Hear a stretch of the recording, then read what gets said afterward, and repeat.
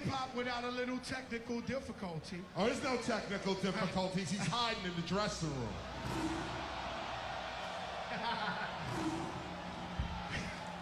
Yo, fuck this. Yo, Capri, let's go.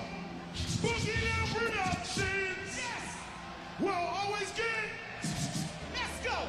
We'll take the wackest song. Let's go, let's go, let's go. Remember what? To let us into your skin. What you say? 'Cause then you'll be what?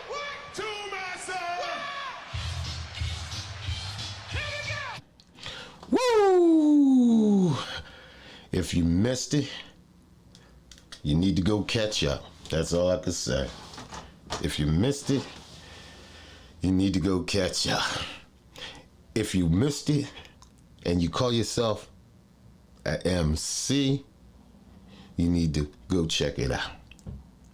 If you missed it and you call yourself a rapper and you're wondering why your shows ain't really up to par, you really need to go check that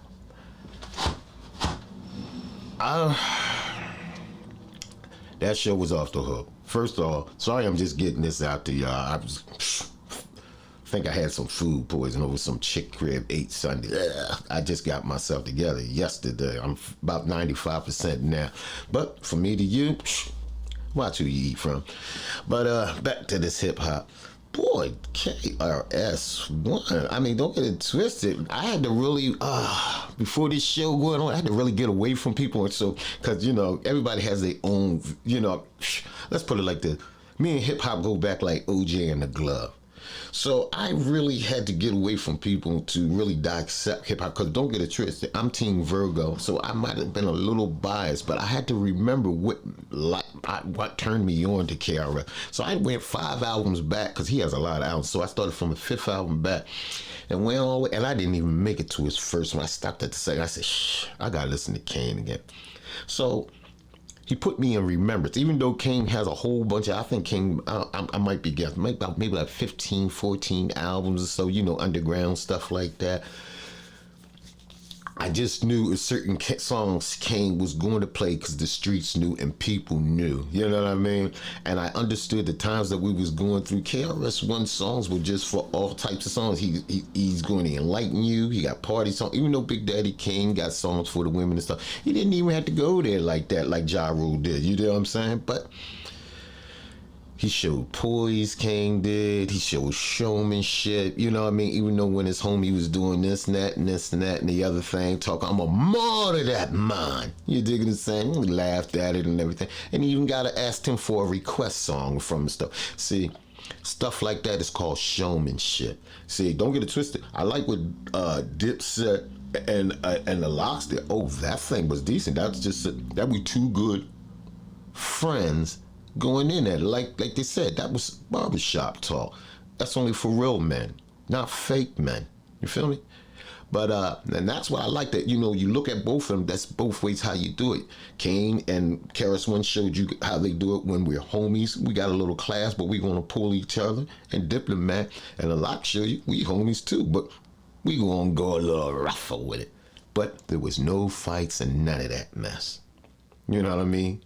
It was, you know, it was egos on the line, but everybody, one thing about it, for example, when I mean egos on the line, I'm gonna stick with the Fat Joe joint. Even though Fat Joe didn't have a whole bunch of #1 songs like Ja Rule did, he still had that tongue piece. He could talk, he kept people interested. Even though everybody knew what was going on, Ja Rule kept bang, bang, bang. And Joe did have some nice bangers. You know, he gave you 26 years of hits. Hey y'all, if you ever heard one of my recordings before, like I told you, if you hear things in the back, that's just the realness. He has 26 years of hits he gave y'all. That was good. That was good. I liked it both, and that's how I looked at Kane. Like how Fat Joe was like going out with Ja Rule, but only Kane just had some classics. You know what I mean? You know, he has a lot more classics, and a lot more ladies love him more, I would say, than Joe. But it was an all in all. I enjoyed it. I enjoyed it. I really did enjoy it. I enjoyed every last bit of it. You feel what I said? I think I done watched that thing so many times. It's, you know, I don't know what to say about it. But they had all the guests there. Kane brought in Roxanne Shante. She did a little piece of "Have a Nice Day" off a little break beat and joint like that.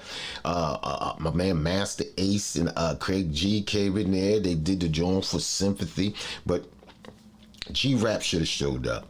I really believe G-Rap should have showed up. Because that's something, you know what I mean, you're going to look back on the next 10, maybe 5 years from now and be like, as he gets in his late 50s and 60s and the era's really going to change, you know what I mean? And you're going to look back, he said, man, I should have been on that stage and let people know who I was. You know what I mean? Even though the streets knew you was, I mean, you got another whole era of people who would have loved to see.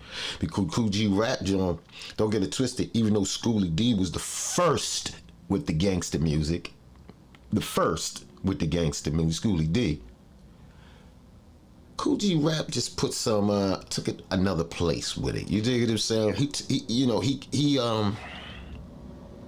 He went in more detail what was going on in the late 80s, early 90s and stuff with his joint. You know what I mean? Staying on the block, selling cooked up rocks, money busting up my sock because I really would clock.